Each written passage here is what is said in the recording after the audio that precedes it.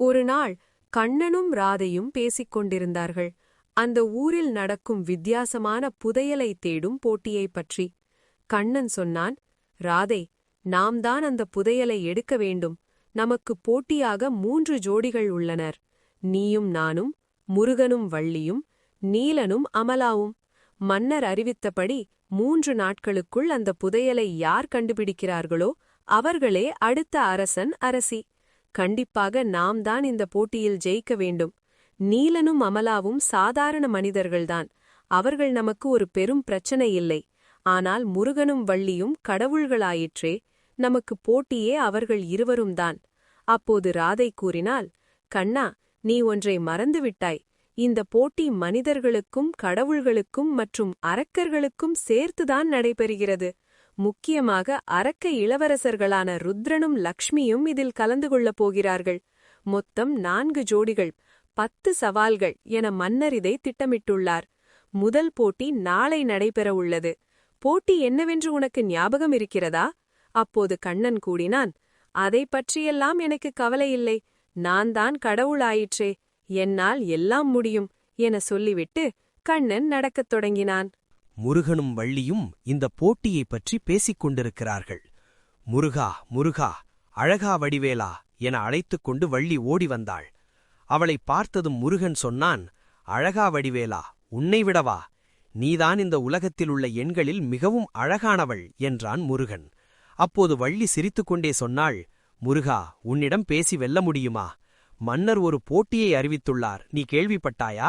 அதில் ஜெயிப்பவர்கள்தான் அடுத்த அரசு என்பது பற்றி உனக்கு தெரியுமா? அப்போது முருகன் சொன்னான், ஆமாம் வள்ளி, நானும் கேள்விப்பட்டேன். முதல் முறையாக இந்த போட்டியில் கடவுள்களும் அரக்கர்களும் முக்கியமாக மனிதர்களும் இதில் கலந்து கொள்கிறார்களாமே. அரக்கர்களுக்கும் கடவுள்களுக்கும் போட்டி நடந்தால் அதில் ஒரு நியாயம் உள்ளது. இதில் ஏன் சிவபெருமான் மனிதர்களையும் சேர்த்துக் கொள்கிறார்? அதற்கு வள்ளி சொன்னாள், முருகா, மனிதர்களாகிய அவர்கள் இருவரையும் சாதாரணமாக நினைத்துவிடாதே. அவர்களும் ஒரு காலத்தில் கடவுளாக இருந்தவர்கள்தான். ஏதோ ஒரு சாபத்தின் காரணமாக இப்பிறவியில் அவர்கள் மனிதர்களாக பிறந்துவிட்டார்கள். உண்மையைச் செல்ல வேண்டுமென்றால் அவர்கள்தான் வெற்றி பெறுவார்கள் என தேவர்களும் அனைவரும் பேசிக் கொள்கிறார்கள். அப்பொழுது முருகன் கூறினான், அப்படியென்றால் நாம் ஜாக்கிரதையாகத்தான் இருக்க வேண்டும். கண்ணனும் ராதையும் கூட போட்டியில் இருக்கிறார்களாமே. முக்கியமாக அரக்கர்களின் தலைவனின் மகனான ருத்ரனும் இளவரசி லக்ஷ்மியும் கலந்து கொள்கிறார்கள். கண்டிப்பாக இந்த போட்டி கடுமையானதாக இருக்கும். முதல் போட்டி என்னவென்று உனக்கு தெரியுமா? அப்போது வள்ளி சொன்னாள், இல்லை முருகா, போட்டி என்னவென்று சிவபெருமான் மறைமுகமாகவே வைத்துள்ளார். நாளை விடியும்போது நம்மை அரண்மனைக்கு வரச் சொல்லி இருக்கிறார். அங்கு சென்றார்தான் தெரியும் முதல் போட்டி என்னவென்று. 10 போட்டிகள் உள்ளது என மட்டும் தெரியும். அந்த போட்டியைப் பற்றி நீலனும் அமலாவும் பேசிக் கொண்டிருக்கிறார்கள். உண்மையை செல்ல வேண்டுமென்றால் நீலன் மிகவும் பயந்த சுபாவம் கொண்டவன். ஆனால் அமலா அப்படியல்ல. வம்புக்காரி, வீம்புக்காரி, கோவக்காரி, ரோசக்காரி, அனைத்திற்கும் மேலாக இந்த 3 லோகங்களிலும் அவள்தான் அழகு. அமலா சொன்னாள், அடே நீலா, நாம் தான் இந்த போட்டியில் ஜெயிக்க வேண்டும். அடுத்த அரசன் அரசி நாம் தான். இது நமக்கு கிடைத்த மிகப்பெரிய வாய்ப்பு. சரியா? நாளை தயாராக இரு. நாம் போட்டிக்கு செல்லலாம். வெற்றி நமதே. இங்கே வீரமே ஜெயம். அப்போது நீலன் சொன்னான், நான் போட்டிக்கெல்லாம் வரவில்லை. நீயே யோசித்துப் பார் அமலா. நம்முடன் போட்டியில் கலந்து கொள்ளப் போவது யார் யார் தெரியுமா? நாம் தினமும் கேலண்டரில் பார்க்கும் கண்ணனும் ராதையும் முருகனும் வள்ளியும். அதற்கும் மேலாக அசுரர்கள் வேறு. நான் நிம்மதியாக இருந்து விடுகிறேனே.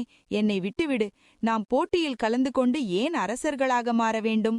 இப்பொழுதே நாம் ஆனந்தமாகத்தான் இருக்கிறோம். இப்படியே இருந்து விடலாமே. அப்போது அமலா சொன்னாள், அடை பயந்தாங்கோலி, தொடை நடுங்கி, உன்னை வைத்துக்கொண்டு எவ்வளவோ சாதிக்கலாம் என நினைக்கிறேன். இப்படி பயந்தவனாக இருக்கிறாயே.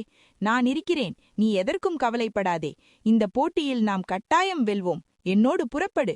வீரமே ஜெயம். அவன் ஒன்றும் சொல்ல முடியாமல் பேச்சுக்கு தலையை ஆட்டினான்.